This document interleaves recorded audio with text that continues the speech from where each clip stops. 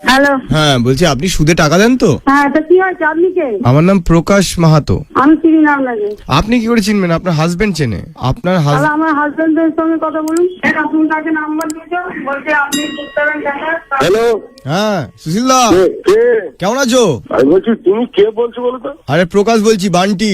না, চিনতে পারছি না তো। আরে তুমি সুদে টাকা দেবে কিনা বলো না। হ্যালো। না না, বন্ধ, ও সব বন্ধ হয়ে গেছে। কেন? তুমি কি 10,500 টাকা রেখেছিলে নাকি? হ্যাঁ, তা কত টাকা মেরেছে তোমার? ও অনেক টাকা ছেড়ে দিয়েছে। এই বলছি, তুমি আগের বার একজনকে টাকা ধার দিয়েছিলে, তার তো 5খানা জাল নোট বেরিয়েছে। কাকে? লালা? তুই জাল নোটের ব্যবসা করছো নাকি? এই ফালতু কেন বকছো তুমি? জাল নোটে এমনি সব ঠিক ছিল, গান্ধীজির জায়গায় বৌদির ছবি ছিল ওখানে। যথেষ্ট।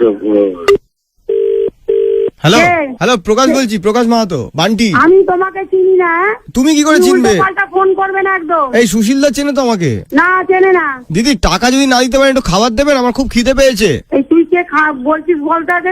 একবার কিস্তি বেরিয়ে যাচ্ছে মুখ দিয়ে। দিদি, আপনার মুখে খিস্তি রয়েছে? বলছি তোমাকে আমি চিনি না, ঠিক আছে? দিদি, সকালবেলা উঠে গঙ্গার জল দিয়ে মুখ ধোবেন, নাহলে কিন্তু খিস্তি বেরিয়ে যাবে পুক করে। হ্যালো, তুই কে বলতো? তুই কে? তুই কোথায় আছিস? এখানে আয় না, তোকে একবার দেখি আমি একবার। আমাকে ভালো দেখতে দিদি। কি বলে গো? এই কে রে তুই?